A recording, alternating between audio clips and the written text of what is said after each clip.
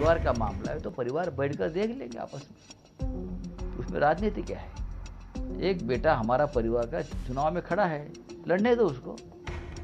अगर बीजेपी की सरकार बनाने के लिए राज ठाकरे मेहनत कर रहे हैं तो हम सपोर्ट क्यों करें उनके बेटे को। हमारा पारंपरिक गढ़ है माहिम, दादर, प्रभादेवी, हमारा पारंपरिक गढ़ है जहाँ पे हमारी स्थापना हुई है शिवसैनिकों। कैसा गढ़ छोड़ेंगे हम। माहिम के महाभारत में 3 सेनाएं आमने सामने हैं। बीजेपी राज ठाकरे के साथ है, शिंदे की सेना के खिलाफ है। जब शिवसेना बनी वहां ठाकरे परिवार की मुश्किल बढ़ी। मुंबई की 36 विधानसभा सीटों में से एक है माहिम। माहिम में शिवसेना से निकली 3 पार्टियों के बीच सियासी संग्राम छिड़ा है। शिवसेना से अलग होकर निकली महाराष्ट्र नवनिर्माण सेना ने अमित ठाकरे को टिकट दिया है। शिवसेना की तरफ से मौजूदा विधायक सदा सरवणकर चुनावी मैदान में है, तो शिवसेना यूबीटी से महेश सावंत ताल ठोक रहे हैं। माहिम शिवसेना का गढ़ है। माहिम दादर इलाके में शिवसेना की स्थापना हुई। बाला साहेब से लेकर उद्धव ठाकरे और राज ठाकरे ने यहीं के शिवाजी पार्क से पूरे महाराष्ट्र में शिवसेना का प्रचार और प्रसार किया।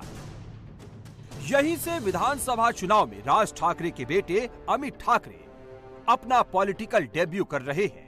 अमित आदित्य के बाद ठाकरे परिवार के दूसरे सदस्य हैं जो विधानसभा चुनाव में उतरे हैं।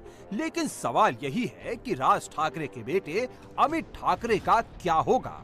क्या वो अपनी पहली परीक्षा में पास होंगे, चुनाव जीतकर विधानसभा पहुंचेंगे? क्योंकि भले ही राज ठाकरे ने 2019 में आदित्य ठाकरे के खिलाफ प्रत्याशी ना उतारा हो, लेकिन चाचा उद्धव ने भतीजे अमित के खिलाफ प्रत्याशी उतार दिया है। राज ठाकरे जिस महायुति की सरकार बनने की भविष्यवाणी कर रहे हैं, उसी सरकार के सीएम एकनाथ शिंदे के प्रत्याशी सदा सरवणकर अमित ठाकरे के खिलाफ चुनावी मैदान में उतर गए हैं।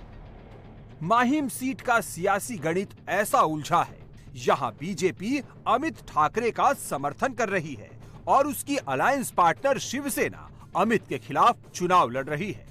बीजेपी शिंदे से लेकर सदा सरवणकर से अपना नॉमिनेशन वापस लेने की अपील कर रही है। माहिम सीट पर जैसे हालात बन रहे हैं, उसे देखते हुए ये लगभग साफ है कि यहाँ महायुति के बीच फ्रेंडली फाइट होगी। बीजेपी एमएनएस का सपोर्ट करेगी और शिवसेना अपने प्रत्याशी को चुनाव जिताने के लिए जोर लगाएगी। हालांकि शिवसेना की तरफ से अपना प्रत्याशी न हटाने के पीछे भी तर्क दिया जा रहा है। शिवसेना नेताओं के मुताबिक अगर शिवसेना सदा सरवणकर को चुनावी मैदान से हटाती है तो शिवसेना के वोट एमएनएस को मिलने की जगह शिवसेना यूबीटी में शिफ्ट हो जाएंगे, जिससे अमित ठाकरे के चुनाव जीतने की उम्मीदें पूरी तरह से खत्म हो जाएंगी। माहिम की सीट हमेशा से शिवसेना का गढ़ रही है। यहां 1990 में पहली बार शिवसेना को जीत मिली थी। सुरेश गंभीर 2004 तक लगातार 4 चुनाव जीते। 2009 के चुनाव में इस सीट का परिसीमन हुआ और 1990 के बाद पहली बार यहां शिवसेना चुनाव हारी और महाराष्ट्र नवनिर्माण सेना के नितिन सरदेसाई यहां से इलेक्शन जीत गए। लेकिन 2019 में शिवसेना के सदा सरवणकर चुनाव जीतने में कामयाब रहे।